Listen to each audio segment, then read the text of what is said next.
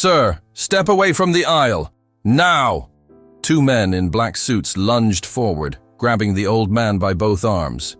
The wind caught his jacket as they pulled him backward, medals jangling against his chest. His shoes skidded over the sand, kicking up clouds of dust as the music faltered behind him. I'm her father," he whispered. "I was just bringing—" "You weren't cleared by the planner. Off the beach. Now." The white arch trembled slightly in the wind. The bride, halfway down the makeshift aisle, froze. Her veil whipped to the side as her bouquet dropped from her hand. "That's my dad," she shouted, panic in her voice. "Let go of him!" But the security guards didn't loosen their grip. One yanked the veteran's shoulder harder, twisting him toward the dunes. A scroll slipped from his inner pocket and dropped into the sand, tied with a red ribbon, its edge darkened with time. One of the guards stepped on it without noticing. Gasps broke out among the guests. The officiant lowered his book. Murmurs built in waves. The old man stumbled, his voice cracked. "It was a poem. She wrote it when she was 5. I was supposed to give it to her." No one moved. Then, from the back of the crowd, a sharp voice cut the silence. "Release that man." A Marine in full dress blues stood tall, gloved hand raised in a frozen salute. One of the groomsmen blinked and took a step forward. The wind shifted. Someone began to rise. But the guards hadn't let go yet, and the old veteran's corsage lay crumpled in the sand. The morning sun broke low over the ridge, brushing soft gold across the cottage's porch.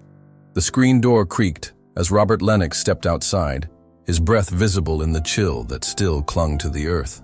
A gull shrieked somewhere over the surf, and the scent of salt and early dew clung to the air.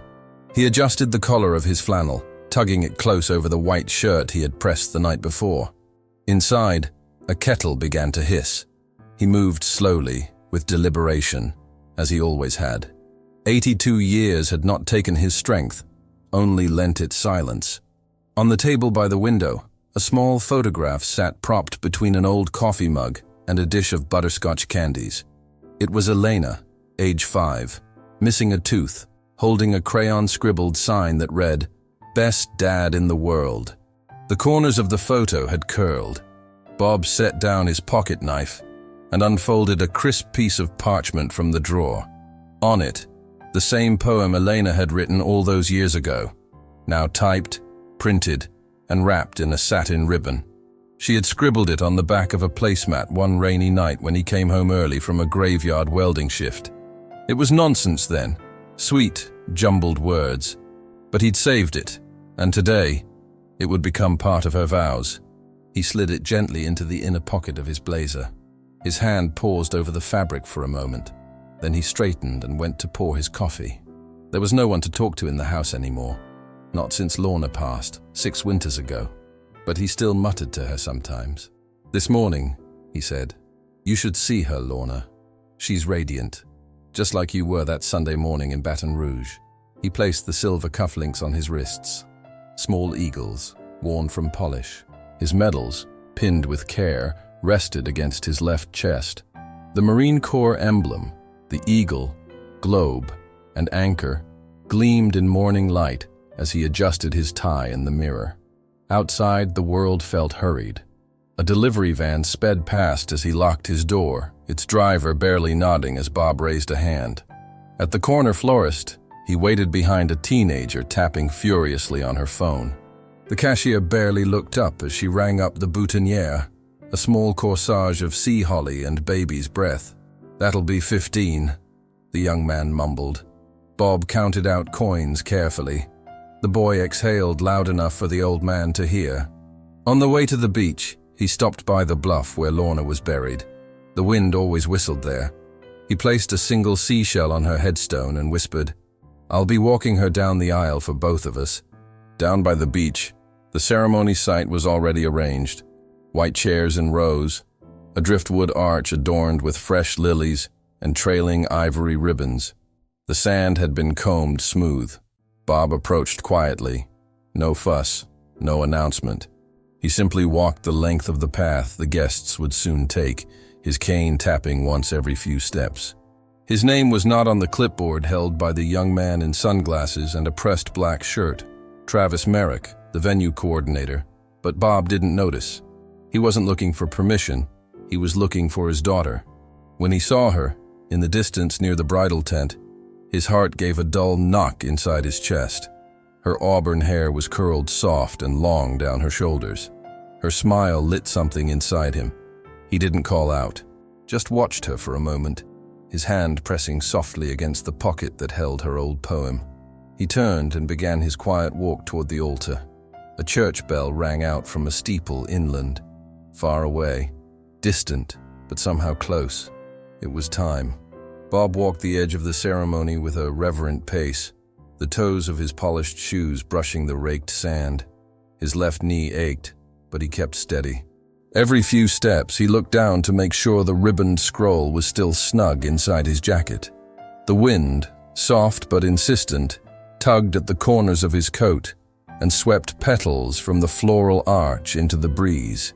He stood just off to the side, near a cluster of folding chairs reserved for family. He waited. The prelude had begun. A soft violin rendition of Canon in D guests murmured and shifted. Elena had not seen him yet. A middle-aged woman with a clipboard leaned down and whispered to the venue coordinator, Travis Merrick. Travis wore a headset and had the posture of someone accustomed to control. His eyes scanned the gathering like a sentinel on a gate wall. Bob straightened as he saw a gap open between the guests. He took a careful step forward, toward the altar, toward his daughter, toward the moment he had dreamed of. The violin notes drifted higher. Then Travis Merrick saw him. The change was instant. Travis strode forward, stiff-backed, tapping his earpiece and gesturing sharply at two men dressed in private security uniforms. They turned and followed his gaze toward the elderly man stepping calmly up the aisle. "He's not on the clearance list," Travis muttered, already pulling a folded sheet from his back pocket. "We've had walk-ins before. Remove him, now." Bob was halfway down the sanded aisle. His hand trembled slightly as he reached toward his breast pocket. That's when the hands came. Two guards, one on each arm, gripped him firmly. Not brutal, but far from gentle. The scroll was crushed slightly in his coat as they jerked him off balance. "You're not authorized to be here," one said flatly. Bob blinked. I was asked. This is my daughter's wedding." The guests were beginning to murmur. A ripple of confusion, followed by discomfort. But the music continued, too loud to hear the nuance of what was said. At the altar, Elena's head turned, and her face changed in an instant. "Dad?" The word barely carried. The wind took it. One of the guards spoke into his radio. Travis gestured for them to move the man back toward the dune path. A woman in the front row stood.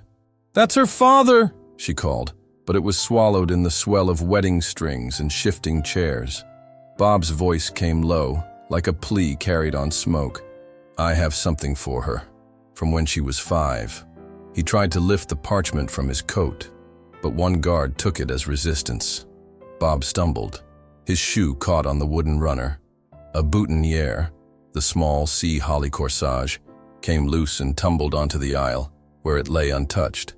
Travis turned to the officiant and whispered, "Let's continue. This is being handled." But Elena was already descending the altar steps, tears welling in her eyes, her veil fluttering as she cried out again, "Dad!" One bridesmaid, Marla, Elena's childhood friend, took a step toward the aisle. "He's supposed to hand her something.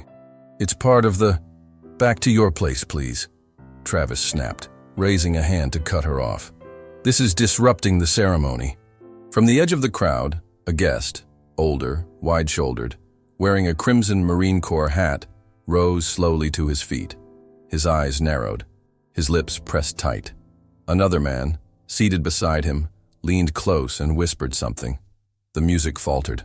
A breeze passed over the crowd, and somewhere behind the altar, the ribbon on a chair lifted like a flag. Bob's hands were shaking now. One guard had taken his arm, the other trying to steer him toward the dunes.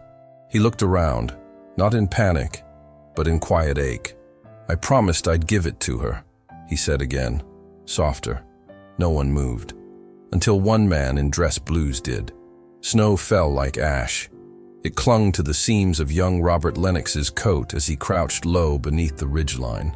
His breath steamed in the pale Korean dusk, each exhale shallow, each heartbeat loud beneath layers of wool and canvas. The trail behind them was half covered already, a crooked streak of footprints and blood. Two men huddled just ahead, one propped against a boulder, cradling his leg with both arms. The other lay still, too still. Robert pressed a gloved hand to the fallen soldier's chest. Faint rise and fall, shallow, but there. His pulse thudded against the cold like a whisper begging not to be silenced. "Corpman's gone," came a voice to his left.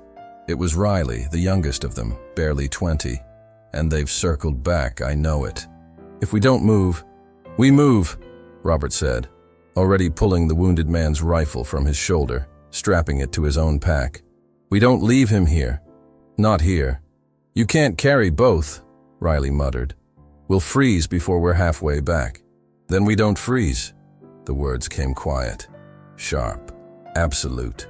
Robert slung the unconscious man's arm over his shoulder. His body was heavy, soaked in snowmelt and sweat. Every step would be labor, every breath a ration. He turned back to the other man, motioning to Riley. "You take point. Help McKenna limp behind me. If you stop, we all stop." The ridge ahead loomed silent. White trees dusted in powder, branches heavy with sorrow. Somewhere in the distance, muffled gunfire echoed like thunder in a canyon. They moved in single file, a ghost trail. Robert's boots broke through icy crust, crunching with each step. The weight on his back was unbearable, a sagging reminder that this war did not allow luxury for pain, just endurance. He remembered the words of his sergeant before their unit was ambushed. "Don't write your story out here, Lennox. Survive it. Finish it." An hour passed, then two. Riley slipped once, and McKenna groaned, but they pressed forward, Robert never slowing.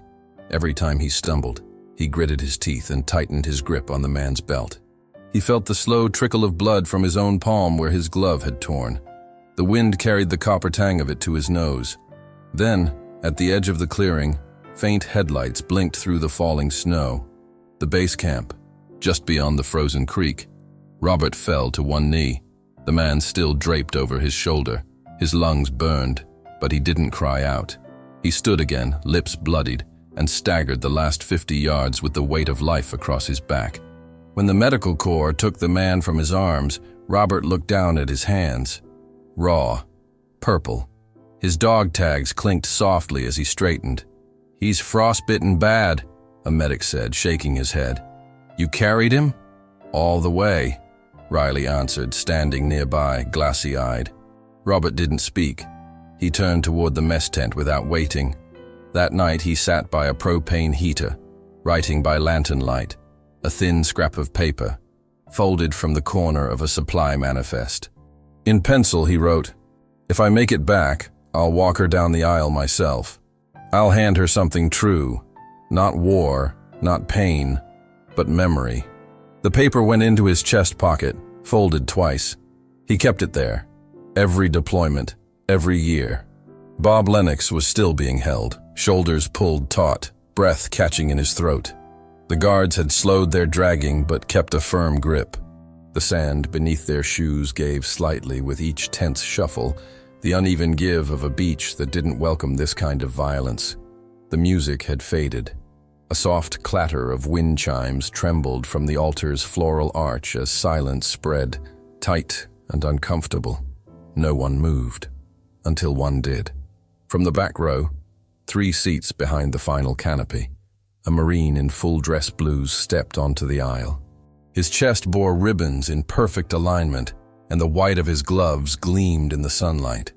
He said nothing. He simply walked. Each step echoed in the hush, measured, final. When he reached Bob's side, he stopped. His gaze swept the guards briefly, but it did not linger. He looked to Bob, not down at him but level, and raised his hand in a slow, deliberate salute. Travis Merrick, the coordinator, sputtered something behind them, a frantic wave of his clipboard, in order to keep moving. But the sound died in the sand. The first Marine was joined by another. A man older, walking with a cane, wearing a soft gray suit with a United States Navy pin on the lapel. He placed himself quietly behind Bob and nodded once. Then a third stepped from the left. A tall man in a tailored charcoal jacket. His stride was unmistakable, the kind of walk honed in barracks and field marches. He positioned himself to the right, hands clasped at his back. Together, they formed a triangle around Bob, unmoving, unbending. Travis took a step forward but stopped when the first Marine turned slightly toward him. "You don't drag a man who once stood in front of a machine gun for this country," the Marine said, his voice low but full. No one responded. Elena broke the stillness. Her veil lifted in the breeze, lips parted, eyes wide with the disbelief of a daughter watching something sacred be nearly broken. She took one step, then two, and began to walk barefoot down the aisle. Her train trailed lightly behind, dusting the shells and petals as she moved. The guests rose, slowly, one by one. No one had instructed them. No one had asked. It was as if something old and collective stirred in them, a pulse that remembered. A voice from the middle pew whispered, "That's Sergeant Lennox.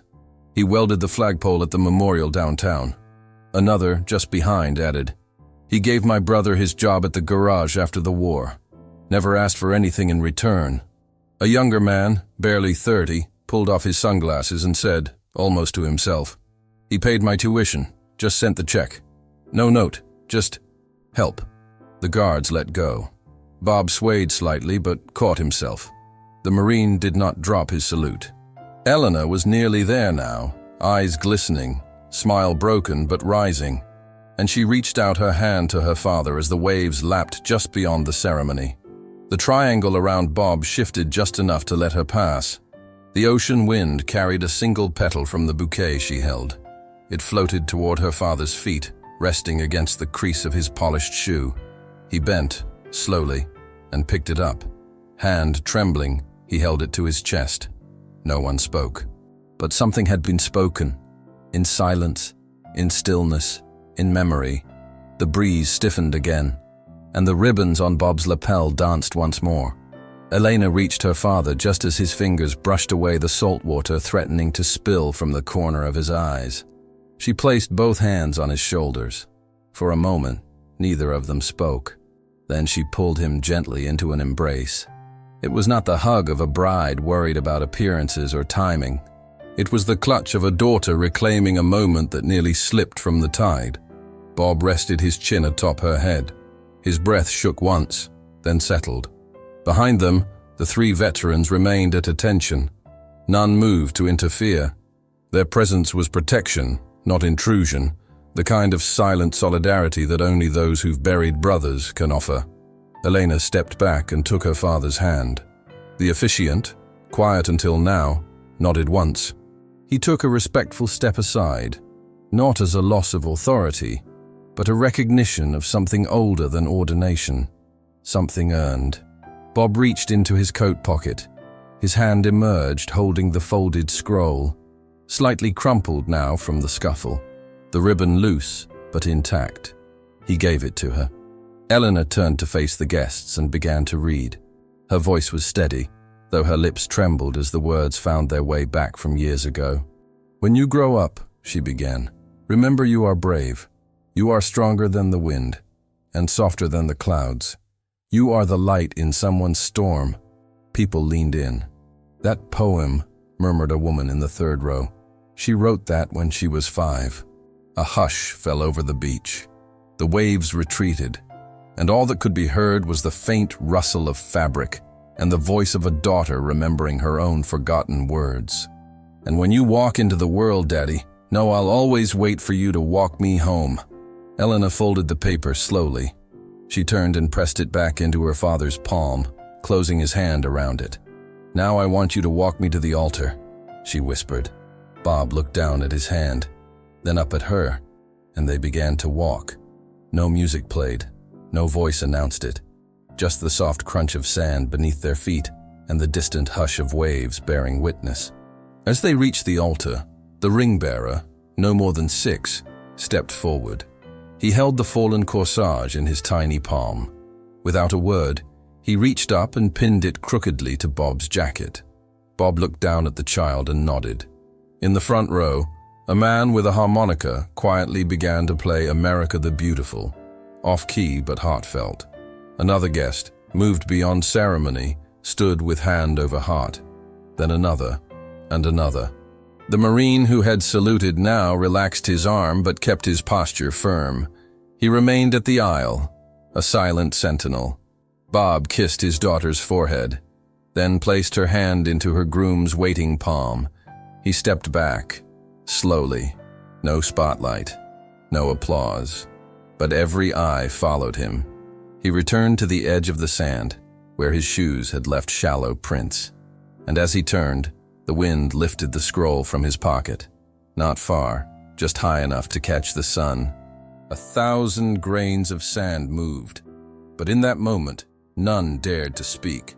For days, the sea carried the whispers of what had happened at that wedding, first among guests, then to neighbors, then to veterans' halls and local newsrooms, and then everywhere. The video surfaced the next morning. It was not the moment of conflict that caught fire, not the dragging or the shouts. It was the still frame of the Marine, gloved hand raised in salute, standing in front of a man who had nearly been erased from his own daughter's memory. Captioned simply, "They tried to remove him from her wedding, but they couldn't remove what he stood for." By noon, thousands had shared it. By evening, millions had. Travis Merrick, the lead coordinator, made no public statement. But his company issued a quiet apology, citing a failure to properly vet our procedures regarding family roles and senior guests. His name didn't trend. His face didn't appear again. But the damage, and the lesson, lingered. 2 weeks later, the coastal venue issued a new policy, one etched not just in ink, but in action. Veterans are always welcome. Veterans will be honored first. The change went beyond mere protocol. At every wedding since, a single chair was draped in the American flag. A plaque stood near the reception line, reading, "In honor of those who have walked, so others may stand." The mayor, moved by the response, gathered the city council. In a unanimous vote, they passed the Veteran Ceremony Access Act, requiring all public and private venues to create optional veteran recognition seats, free of charge, and not subject to capacity. The measure was small, but meaningful. At the town library, a new display appeared. Wedding photos, old uniforms, faded ribbons, all from local families. Bob Lennox's photo, standing beside his daughter, corsage fixed, scroll in hand, held the center. Elena framed the poem. She didn't hang it at home. She gave it to the elementary school where she taught. The children passed it daily. Some asked, "Who wrote this?" She smiled and said, "A little girl who had a very brave dad." Bob, for his part, never changed his walk. Every morning he still rose with the sun, still drank his coffee black, still visited the little flag that fluttered near his wife's grave. But now, there were others there too. Fathers, daughters, strangers, Marines. Some stopped just to shake his hand. Others brought flowers, not for the grave, but for the man standing beside it. And every so often, a bride would appear, fresh dress, nervous hands, and she'd say, "My father can't be here today, but I wanted to tell you, thank you." Bob never said much in return, just a nod, a quiet look skyward, and then a hand resting over the heart, not for recognition, but remembrance. The sea was calm that morning, the horizon a watercolor stretch of pale blue melting into deeper skies. The breeze moved gently through the dune grass, carrying with it the faint scent of salt and morning dew. Robert Lennox moved slowly down the path of pressed sand. His back was straight, though time had pulled at his shoulders. A steel thermos hung from his hand, dented and dulled from decades of use. He wore the same navy coat from the wedding, cleaned, pressed again, medals aligned. Not for ceremony now, but because she would have wanted it that way. The cemetery sat just beyond the bluff, looking out over the water. Gravestones leaned gently in the light, Shadows stretched long and soft across the earth. The only sound was the rustling of a tiny flag that fluttered on a brass post just beside the headstone. He approached slowly. At his feet, nestled in the grass, lay a bouquet, fresh wildflowers bound in ribbon. Someone else had visited recently, perhaps Eleanor, perhaps one of the many strangers who had come to know his name. Bob knelt, careful with his knees, and placed the small photograph beside the stone. In it, Eleanor smiled in her wedding gown, the waves behind her crashing in blurred beauty. And beside her, he stood, corsage reset, scroll still in hand, pride etched into every line of his face. He unfolded one last piece of parchment, the child's poem, faded now with time and salt air. Then he spoke softly. "You would have loved the dress," he said. "She looked just like you." The breeze seemed to answer him with silence. He stayed for some time, sipping from his thermos, staring out across the open sea. A gull passed overhead. A bell rang faintly in the harbor below. Then he rose, brushing off the sand from his pant leg, and gave a small nod toward the grave. Not goodbye, just until next time. As he turned, the ribbons on his jacket lifted gently in the wind. One fluttered loose for a moment, then settled, as though the breeze itself had saluted in return. He walked back through the dunes, each step quiet, each step steady, just a figure alone in the light, casting a long shadow across the morning sand. A man who had once carried others through gunfire, who had once whispered comfort in the cold of a mountain ridge, who had stood silent while others clapped, who had been dragged and dismissed, but never forgotten. And now, as the sunlight poured down over the sea, he disappeared from view, but not from memory, never from memory. If stories like this resonate with your heart, like and subscribe for more untold moments of honor and kindness. Let us know where you are watching from, and if this moment brought back memories you carry with you. The best way to honor their memory is to keep listening. Click on the suggested video now, and we'll walk together through another untold chapter of courage and sacrifice.